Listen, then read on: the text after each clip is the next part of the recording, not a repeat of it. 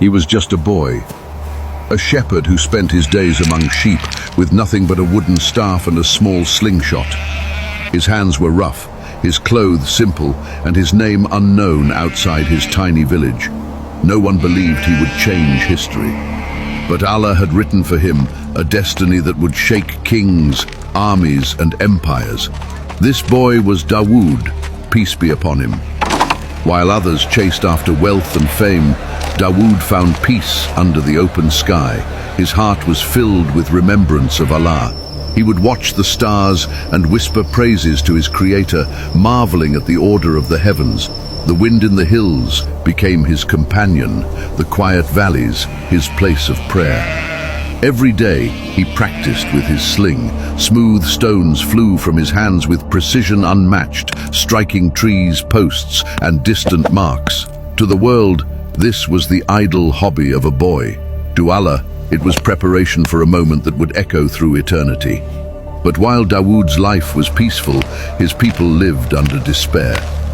The children of Israel were crushed beneath the power of a ruthless enemy, Jalut, known to the world as Goliath. Jalut was a warrior king, towering in size, his armies vast and merciless. His men burned villages, enslaved families, humiliated their enemies. Even the sacred Ark of the Covenant, the tabut that carried holy relics from Musa's time, had been desecrated and lost. The people's hearts sank with grief. They cried out for deliverance. A prophet among them, some narrations call him Shamuel, prayed to Allah asking for guidance. Allah revealed that their leader should be a man named Talut, but the people doubted him. Talut was poor, a man of no noble wealth. Why should such a man lead them? Yet Allah had chosen him for his strength, his knowledge, and his justice. And so Talut gathered an army to face Jalut. But the soldiers were tested along the way. At a river crossing, Talut told them, "Allah will test you with this river. Whoever drinks from it is not of me. Whoever takes only a sip in his hand may stay with me." Most of the men drank freely and failed. Only a few stayed steadfast. In the end, Talut was left with barely 313 soldiers, facing an ocean of enemies. Among those few was an 18-year-old shepherd, Dawud. The battlefield was a valley scorched under the desert sun. Jalut's army stretched across the horizon, shields and spears glinting like waves of steel. And at the center stood Jalut himself, giant, armored from head to toe, his sword gleaming like fire. He roared across the plain, "Send me a man! Let him face me in single combat!" His voice shook the valley. The soldiers of Israel trembled. Who could face such a monster? No one stepped forward. Silence pressed down on their ranks. Fear chained their hearts. Then, from among them, a young man stepped forward. No armor on his body, no sword in his hand, only a slingshot. His stride was calm, his eyes steady. It was Dawud. The army gasped. Jalut threw back his head and laughed, his voice like thunder. "Is this your champion? A boy with a toy?" But Dawud's voice was clear and unwavering. "You come to me with a sword and a spear, but I come to you in the name of Allah, the Lord of all." He bent down and picked up 3 smooth stones from the earth. He placed one in his sling. The air stilled, soldiers held their breath.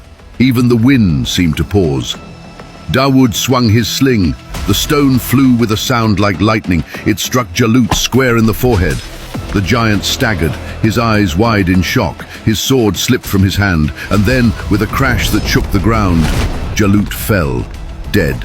Silence. Then a roar erupted from the soldiers of Israel. The giant who had terrorized nations lay lifeless in the dust, slain not by a warrior king, not by a seasoned soldier, but by a shepherd boy with faith in Allah. The Quran records this moment. So they defeated them by the permission of Allah, and Dawud killed Jalut. And Allah gave him kingship and wisdom, and taught him what he willed. That day, the shepherd became a hero. The name of Dawud spread across the land. The people admired his courage, his wisdom, and even the beauty of his voice. Songs of victory carried his name. Mothers told their children of the boy who struck down the giant.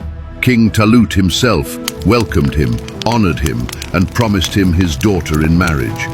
But admiration soon turned to envy, as the people sang, "Talut killed thousands, but Dawud killed tens of thousands." Jealousy crept into Talut's heart. He saw Dawud not as a blessing but a threat. Again and again he tried to harm him, yet Dawud never lifted his hand against the king. He trusted in Allah's plan and remained patient. And so Dawud's journey was only beginning. He had slain a giant, but now he would face tests far greater, tests of power, of envy, of kingship, and of his own heart. The shepherd who became a hero would soon be chosen as a prophet and a king. But that is the next part of his story.